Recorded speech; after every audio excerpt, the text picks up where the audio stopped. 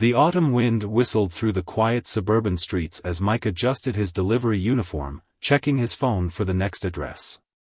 After 12 years of delivering packages in this neighborhood, he thought he'd seen it all. The familiar houses, the regular customers, even the local pets that would greet him with wagging tails, everything had become routine. But on this particular Tuesday afternoon, something felt different. The address led him to a 2-story house with peeling white paint and overgrown bushes in the front yard. Dead leaves scattered across the walkway, and the curtains were drawn tight despite the beautiful weather. Mike had delivered here before, but something about the house's atmosphere made the hair on the back of his neck stand up. As he approached the front door with a medium-sized package, he noticed small details that seemed off. The welcome mat was askew, and several days' worth of newspapers lay untouched on the porch. The usually well-maintained flower beds were now filled with withered plants. Mike had worked this route long enough to know when something wasn't right. He rang the doorbell and waited, shifting his weight from one foot to the other. No answer. He was about to leave the package and move on when he heard it, a small voice, barely above a whisper, coming from somewhere near the side of the house. "Help, please help." Mike froze. The voice was so faint he almost thought he'd imagined it. But years of delivering packages had taught him to trust his instincts. He set the package down quietly and listened more intently. There it was again, the whispered plea of what sounded like a young girl. His heart began to race as he carefully made his way toward the sound. The side of the house was darker, shadowed by a large oak tree. As he got closer, he could hear soft crying coming from a partially open basement window. The sound made his stomach turn. "Hello?" He called out softly, not wanting to startle whoever was inside. "Is someone there?" The crying stopped abruptly, followed by a moment of tense silence. Then the small voice returned, trembling with fear, "We're trapped. Mommy won't wake up. Please." Mike's blood ran cold. In all his years of delivery work, he'd never encountered anything like this. His hand was already reaching for his phone, fingers shaking slightly as he dialed 911. As he waited for the operator to answer, he stayed near the window, speaking gentle words of reassurance to the frightened child inside. "It's okay, sweetheart. Help is coming. I'm staying right here with you. You're not alone anymore." His voice remained steady despite the adrenaline coursing through his veins. Inside, his mind raced with possibilities of what might have happened, but he knew one thing for certain: his routine delivery route had just turned into something far more important than dropping off packages. The 911 operator's voice crackled through his phone, and Mike's training in staying calm during emergencies kicked in. As he relayed the situation to the authorities, he silently thanked whatever force had led him to this house at exactly the right moment. Sometimes, being a delivery driver meant more than just delivering packages. Sometimes it meant being in the right place at the right time to make a real difference in someone's life. The next few minutes felt like hours as Mike kept talking to the little girl through the basement window. His voice remained steady, but his mind raced with worry. He learned that she was just 7 years old and that her 4-year-old brother was with her. They had been trapped in the basement since the previous evening when their mother had collapsed at the bottom of the stairs. "The door is too heavy," the little girl whispered, her voice breaking. "We tried to open it, but Mommy's blocking it." Mike could hear the exhaustion in her voice, mixed with fear and confusion. He discovered they hadn't eaten since yesterday's lunch, and the basement was getting cold as night approached. In the distance, sirens began to wail. Mike had never been so relieved to hear that sound. He kept the girl talking, asking about her favorite cartoons and what grade she was in, anything to keep her mind off the frightening situation. Her brother hadn't said a word, but occasionally Mike could hear him sniffling in the background. "I hear the sirens," the little girl said, a hint of hope creeping into her voice for the first time. "That's right," Mike assured her. "Those are our friends coming to help." You're doing such a great job taking care of your brother. You're very brave, you know that? 2 police cars pulled up first, their lights painting the neighborhood in flashing red and blue. Mike quickly briefed the officers on the situation, his delivery experience helping him provide clear, crucial details. Within minutes, an ambulance and fire truck arrived, their crews moving with practiced efficiency. The fire department took charge of the scene. They decided the fastest way to reach the children and their mother would be through the front door. Mike watched as they skillfully picked the lock, not wanting to break down the door and risk causing more trauma to the already frightened children. The basement door was indeed blocked. Their mother had apparently fallen against it when she collapsed. The paramedics carefully moved her, discovering she was still breathing but unresponsive. Mike could hear the children crying with relief as firefighters finally opened the door and rushed down to get them. The sight of the 2 children emerging from the basement would stay with Mike forever. The little girl held her brother's hand tightly, their faces pale from their ordeal. Despite everything, she had managed to keep them both safe, speaking up when she heard Mike's voice, their chance at rescue. Paramedics immediately wrapped the children in warm blankets and began checking their condition. They were dehydrated and hungry but otherwise physically unharmed. Their mother was quickly loaded into the ambulance. The preliminary assessment suggested she had suffered a severe diabetic episode, but she was still alive thanks to her daughter's quick thinking and Mike's attention to detail. As the children were being led to a second ambulance, the little girl suddenly stopped and turned around. Her eyes searched the crowd until she found Mike standing by his delivery truck. She broke away from the paramedic and ran to him, wrapping her arms around his waist in a tight hug. "Thank you," she whispered, her voice muffled against his uniform. Mike felt tears welling up in his eyes as he gently patted her back. This little girl, who had been so brave for her brother, who had kept her wits about her in a terrifying situation, was finally letting herself be a child again. The paramedic gently led her back to the ambulance where her brother waited. As Mike watched them drive away, lights flashing in the growing dusk, he knew this was one delivery route he would never forget. Sometimes the most important packages weren't the ones in boxes, sometimes they were the chances life gave you to make a difference. The following days were a blur of police interviews and news reporters wanting to hear about the delivery driver who saved 2 children and their mother. Mike tried to keep a low profile, uncomfortable with all the attention. He wasn't a hero, he insisted, he was just doing what any decent person would do. After his shift ended that eventful day, Mike couldn't stop thinking about the children. Their faces haunted his dreams, and he found himself wondering about their mother's condition. His wife noticed his distraction during dinner, and when he explained what had happened, she immediately wrapped him in a tight hug, understanding the emotional weight he carried. 3 days after the incident, Mike's supervisor called him into the office. His heart sank, wondering if he'd somehow violated company policy by getting involved. Instead, he found a police officer waiting with his supervisor, along with a representative from Child Protective Services. "The children's aunt has been trying to reach you," the officer explained with a warm smile. "She wants to thank you personally." The aunt, it turned out, had been trying to contact their mother for days. She lived 2 states away and had been worried when her sister stopped answering calls. If Mike hadn't found the children when he did, the situation could have been much worse. The CPS worker shared that the mother was recovering well in the hospital. She had been diagnosed with type 1 diabetes years ago but had recently lost her health insurance when she changed jobs. She'd been rationing her insulin, trying to make it last until her new insurance kicked in. That decision had nearly cost her everything. "The children are safe with their aunt now," the CPS worker explained. "But they keep asking about the nice delivery man who heard them." She handed Mike a folded piece of paper, a crayon drawing showing a man in a brown uniform standing next to what looked like a delivery truck. At the bottom, in wobbly children's handwriting, it said, "Thank you for saving us." Mike had to turn away for a moment, pretending to adjust his uniform while he composed himself.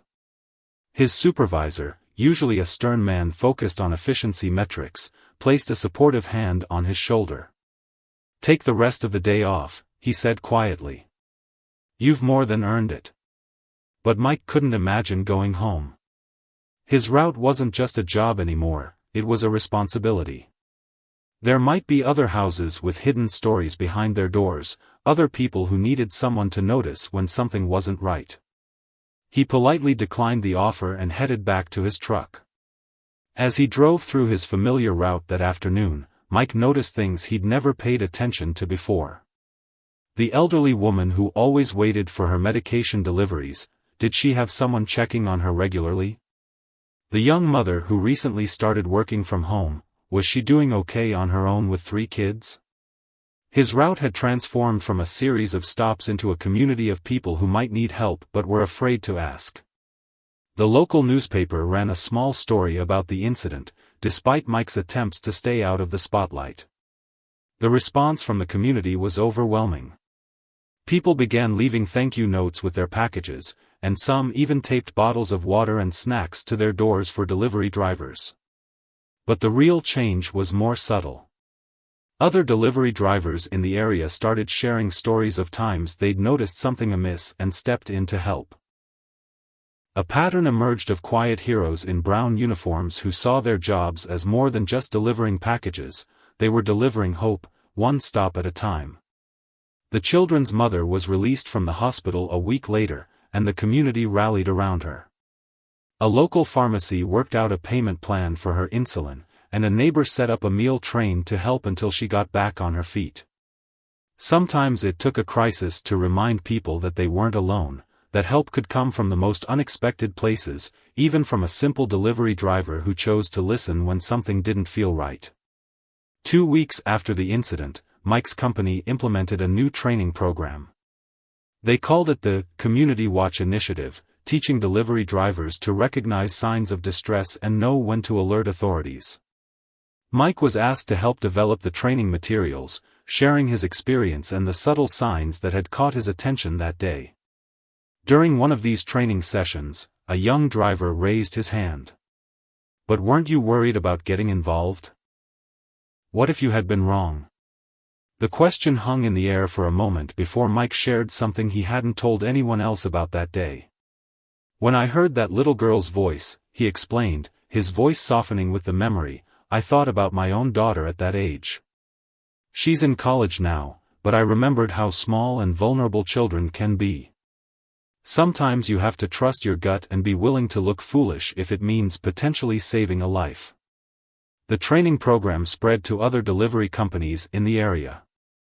Soon, local news stations began reporting similar stories, delivery drivers spotting elderly residents who had fallen, noticing signs of domestic distress, or helping during medical emergencies. What had started as one man's instinctive response was becoming a movement. One morning, while sorting through his delivery packages, Mike found an envelope addressed to him at the depot. Inside was a letter from the children's mother. Her handwriting was shaky but clear. "Dear Mike, I've started this letter 100 times, but words seem inadequate to express my gratitude. The doctors told me I was hours away from slipping into a diabetic coma. Without you, my children would have been trapped in that basement, alone with their unconscious mother. The thought keeps me awake at night. But what I really want to thank you for is the way you spoke to my daughter. The paramedics told me how you kept her calm, how you made her feel brave instead of scared. She talks about you all the time, the angel in the brown uniform who heard her whisper. My insurance finally kicked in, and I'm back at work. My sister helped me set up a better system for managing my diabetes, and the community support has been overwhelming. But none of this would have been possible if you hadn't taken the time to listen that day. Yesterday, my daughter told me she wants to be a delivery driver when she grows up. When I asked her why, she said, because delivery drivers are superheroes who pretend to be regular people. I thought you should know that you didn't just save our lives, you showed my children that real heroes don't wear capes. They wear brown uniforms and drive delivery trucks. Thank you for being our hero that day. Thank you for teaching my daughter that speaking up can save lives. Thank you for reminding all of us that we're part of a community that cares. With eternal gratitude. Mike had to pull over after reading the letter, his vision blurry with tears. He thought about all the times he'd felt his job was mundane, just another day of delivering packages. But this letter reminded him that every interaction, every moment of attention and care, had the potential to change lives. The depot manager found him there, still sitting in his truck with the letter in his hands. Without a word, the manager squeezed his shoulder and said, "Take your time. Some deliveries weigh more than others."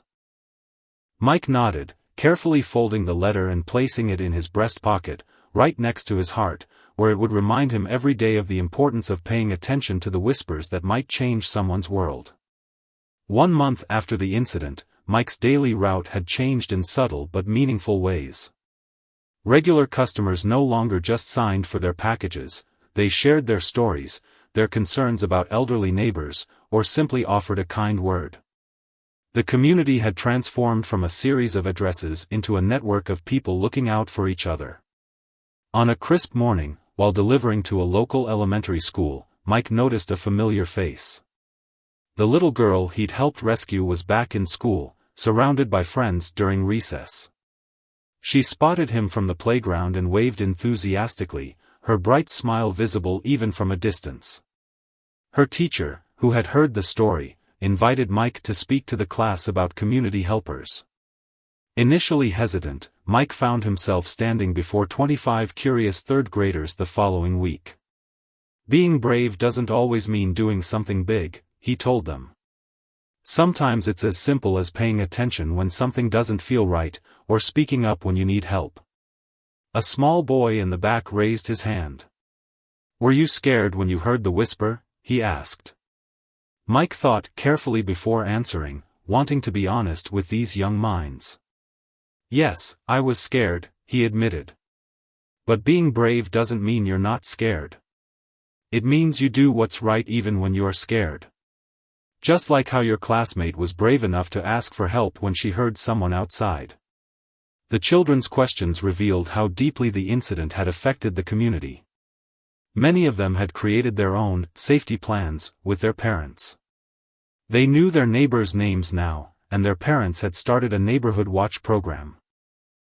What had begun as a frightening incident had sparked a renewed sense of community awareness. That evening, Mike received a call from his supervisor. The company's corporate office had taken notice of the Community Watch Initiative's success. They wanted to implement the program nationwide, and they needed someone to oversee its development. They were offering Mike a promotion to lead the training program. The decision weighed heavily on his mind. The new position would mean leaving his delivery route, the community he'd grown to care for deeply. As he drove home that evening, he passed the house where it all began. The front yard was now well maintained, with fresh flowers in the beds and a new welcome mat at the door. A small sign in the window caught his eye, "Thank you to all our community heroes." At dinner, Mike discussed the promotion with his wife. She listened thoughtfully before sharing her perspective. "You've always said that being a delivery driver was more than just dropping off packages," she reminded him. "Maybe this is your chance to help other drivers see that too." The next day, Mike saw one of his regular customers, an elderly woman who lived alone. She had started leaving a chair on her porch where delivery drivers could rest and have a drink of water. "You know," she told him, "since that incident with those children, I've noticed more neighbors checking in on each other. Even the young couple next door brings me groceries now. It's like we all remembered what it means to be a community." Her words helped Mike make his decision. By accepting the promotion, he wouldn't be abandoning his route, he'd be helping create thousands more like it across the country. Routes where drivers didn't just deliver packages, but also carried with them the awareness that sometimes the most important delivery was a moment of attention, a willing ear, or the courage to stop and listen to a whisper. That evening, Mike called his supervisor to accept the position. As he hung up the phone, he glanced at the children's crayon drawing, now framed on his wall. It reminded him that sometimes the biggest changes start with the smallest moments, like a whisper heard on an ordinary Tuesday afternoon. 6 months into his new role as Community Watch Initiative Director, Mike found himself standing on a stage at the annual delivery company convention in Chicago. Looking out at the sea of brown uniforms, he felt a mix of nervousness and pride. These weren't just delivery drivers anymore, they were potential lifelines for communities across the country. "When I started this job 15 years ago," Mike began, his voice steady despite his racing heart, "I thought I was just delivering packages.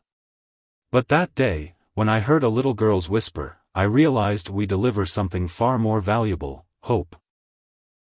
The room fell silent as he shared the story that had changed not just his life, but an entire community's perspective on what it meant to truly look out for each other.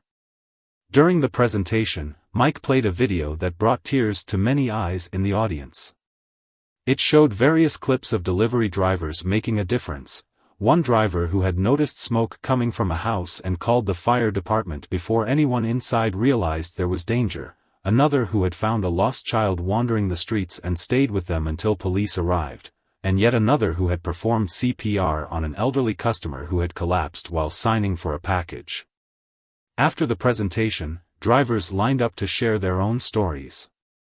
A driver from Texas told Mike about how she'd noticed a regular customer's plants dying on the porch and called for a welfare check, potentially saving the elderly woman's life.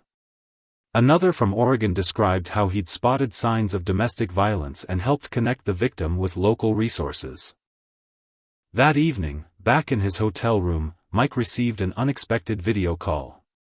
His wife's excited face appeared on the screen, and she turned the phone to show their living room filled with familiar faces. The children he'd helped rescue were there with their mother, along with several neighbors and fellow drivers from his old route. "We watched your speech online," his wife explained, tears in her eyes. "The whole neighborhood gathered to support you." The little girl, now noticeably happier and healthier, stepped forward to speak. "Mr. Mike," she said, her voice strong and clear, so different from that frightened whisper months ago. "My teacher asked us to write about our heroes, and I wrote about you. She said my story might win a prize in the school competition." Her mother, standing behind her, wiped away tears as she smiled proudly. The impact of the Community Watch initiative was beginning to show in the statistics. Reports of drivers intervening in potentially dangerous situations had increased by 200% nationwide. More importantly, communities were becoming more connected. Neighborhood watch programs had sprung up in areas where they'd never existed before, and local authorities reported increased cooperation from residents in keeping their communities safe. But it wasn't just about the numbers. Mike's old route had become a model for the program's success. Drivers there had started keeping notebooks of regular customers' habits, not to intrude, but to notice if something seemed out of place. They knew which elderly residents lived alone, which houses had children who might be home after school, and which neighbors to contact if something seemed amiss. The local police department had even created a special hotline for delivery drivers to report concerns, recognizing them as vital eyes and ears in the community. Other cities were beginning to implement similar programs, creating a network of awareness that stretched across the country. As Mike prepared for bed that night, his phone buzzed with a text message. It was from one of the new drivers on his old route. "Just wanted you to know, that house where it all started? The family hosted a block party today. The whole neighborhood showed up. The little girl gave a speech about community heroes. You've started something beautiful here, Mike. We're all just trying to live up to your example." 1 year after the whisper that changed everything, Mike returned to his old neighborhood for a special ceremony. The city council had decided to recognize the impact of the Community Watch initiative by dedicating a new neighborhood park to community heroes. The location they chose was particularly meaningful, right across the street from the house where Mike had heard that fateful whisper. The morning of the dedication ceremony dawned bright and clear. What had once been an empty lot was now transformed into a beautiful green space with playground equipment, benches, and a community bulletin board. At the center stood a simple bronze plaque that read, "Dedicated to the everyday heroes who remind us that a community is only as strong as its willingness to listen and help." As Mike walked through the growing crowd, he recognized faces from his old route. The elderly woman who always kept water for delivery drivers was there, now accompanied by the young couple next door who had become like grandchildren to her. The local police chief stood chatting with a group of delivery drivers, all of them sharing stories about times they'd worked together to help residents in need. The ceremony began with a surprise, a children's choir from the elementary school. Among them stood the little girl whose whisper had started it all, her voice now strong and confident as she sang with her classmates about heroes in everyday places. Her mother watched from the front row, healthy and happy, wearing a t-shirt that read, "Community Strong." When it was Mike's turn to speak, he felt overwhelmed by the sight before him. What had begun as one moment of attention had grown into something far bigger than himself. "A year ago," he began, his voice thick with emotion, "I learned that the most important packages we deliver aren't things at all. They're the moments when we choose to stop, listen, and care." He shared how the Community Watch initiative had spread beyond just delivery drivers. Mail carriers, garbage collectors, and meter readers had all joined the program. They'd created a network of vigilant eyes and caring hearts that watched over the community. Local businesses had started offering free coffee to these community guardians, recognizing their vital role in keeping neighborhoods safe. After the ceremony, a group of children approached Mike with handmade cards. Each one contained a story about how a delivery driver had helped their family or a neighbor. One card particularly caught his attention. It was from a young boy who wrote about how his grandmother had fallen in her garden, and a delivery driver had heard her calls for help. Later that afternoon, Mike walked to the house where everything had started. The mother invited him in for coffee, and he saw how much had changed. The house was full of light and laughter now. Photos on the walls showed happy moments from the past year, birthday parties, school events, and community gatherings. On the refrigerator hung a calendar marked with regular doctor's appointments and insulin schedules, along with reminder notes from concerned neighbors. The little girl proudly showed Mike her room, where she kept a special box of hero memories. Inside was the original crayon drawing she'd made for him, along with newspaper clippings about the Community Watch initiative and photos from various neighborhood events. But what touched Mike most was a new drawing she'd made. It showed their whole street, with stick figures of neighbors helping neighbors, and delivery trucks parked along the way. "Mom says our street is special now," she told him, "because everyone looks out for each other. And it all started because you heard me whisper." She paused, then added wisely, "Sometimes the smallest voice can make the biggest difference." As Mike drove home that evening, he passed dozens of houses where he'd once delivered packages. Each one now represented not just an address, but a story, a connection, a part of the community web that had grown stronger through caring and attention. The setting sun cast long shadows across the new park, where children still played on the swings and parents chatted on benches. The story of the whisper and its ripple effects continued to spread, reaching far beyond the boundaries of that small suburban neighborhood. During a national morning news show interview, Mike sat nervously adjusting his tie as the host asked him about the program's unexpected success. "It's not just about preventing emergencies anymore," he explained, his initial nervousness fading as he spoke from the heart. "It's about rebuilding the kind of communities many of us remember from our childhoods, where neighbors knew each other's names and looked out for one another." The interview cut to footage of various cities where the Community Watch initiative had made a difference. In Seattle, delivery drivers had helped evacuate an apartment building during a gas leak. In Miami, a driver had noticed signs of heat exhaustion in an elderly resident and gotten help just in time. In Detroit, drivers had worked with local police to reunite 3 missing pets with their families in a single month. Back in the studio, the host shared some remarkable statistics. Emergency response times had improved in areas with active Community Watch programs because problems were being spotted and reported earlier. Crime rates had dropped in participating neighborhoods. But most significantly, reports of community engagement and volunteer activities had increased dramatically. After the interview, Mike received an unexpected call. A major university sociology department wanted to study the program's impact on community resilience and social connections. They were particularly interested in how a simple act of awareness, stopping to listen to a whisper, could trigger such widespread positive change. That evening, Mike visited his old route again, this time accompanying one of the new drivers on their rounds. The changes were everywhere: houses with bright, well-maintained yards, neighbors chatting on porches, and children playing safely under the watchful eyes of the community. Every few houses, they'd stop to exchange quick conversations with residents who had come to see delivery drivers as friends rather than just service providers. At one stop, they met a new family who had specifically chosen this neighborhood after reading about the Community Watch initiative.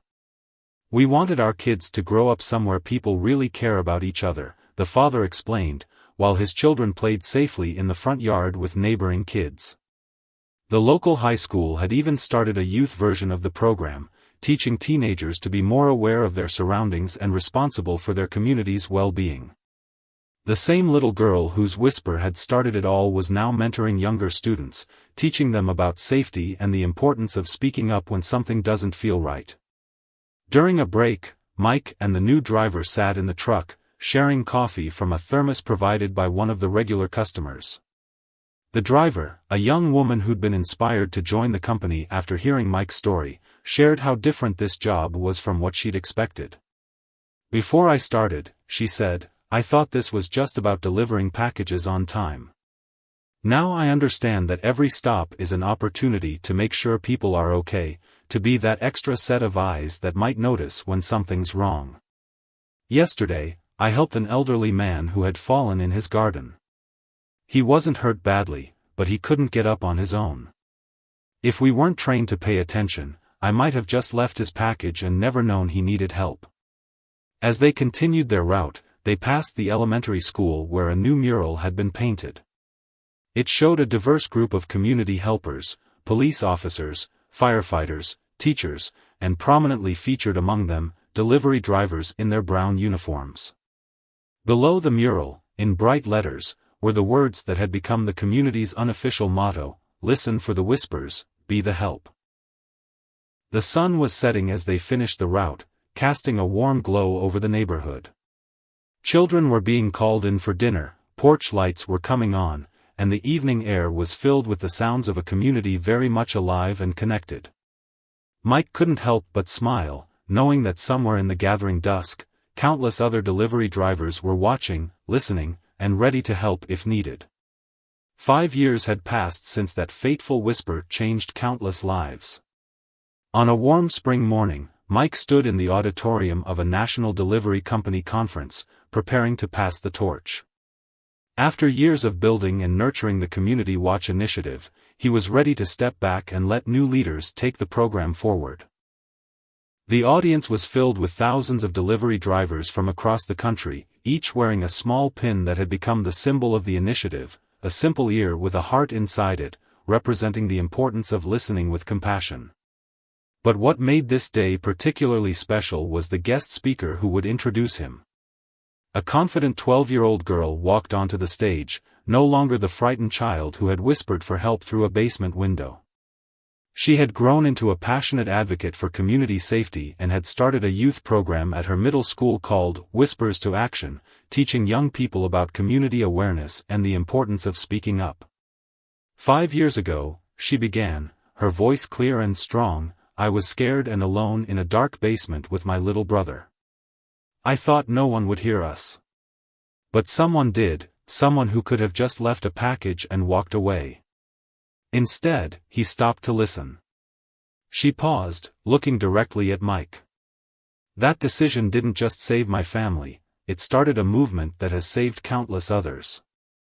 As Mike took the stage, he was surprised by a video playing behind him. It showed a montage of news clips and personal testimonials from across the country. A teenage boy rescued from human trafficking after a driver noticed suspicious activity, an elderly couple saved from carbon monoxide poisoning when a driver smelled gas, a domestic violence victim helped to safety, countless small acts of kindness and attention that had made all the difference.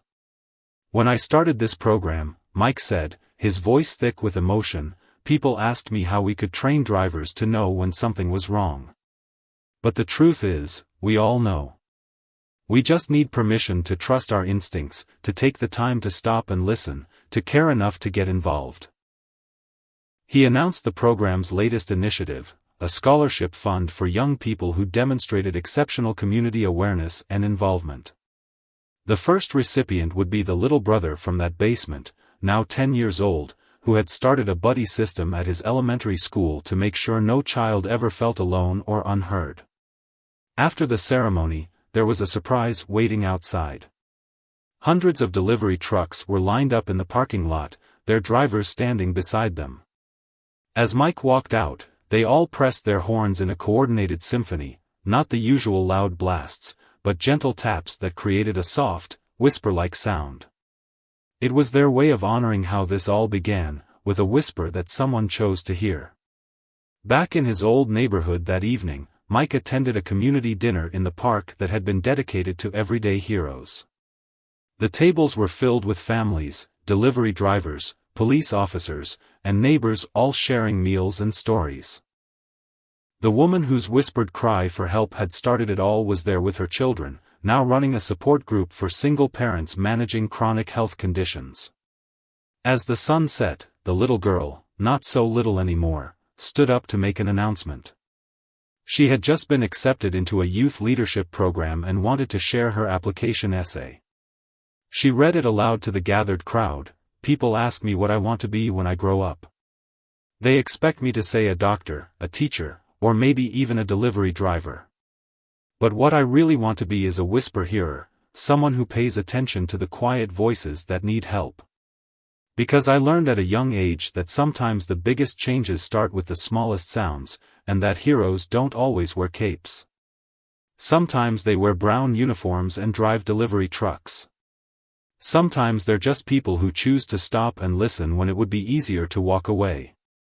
As her words floated over the gathered community, Mike realized that the true legacy of that whispered plea wasn't just in the lives saved or the programs created. It was in the reminder that in a world that grows increasingly disconnected, the simple act of stopping to listen could weave a community back together, one whisper at a time.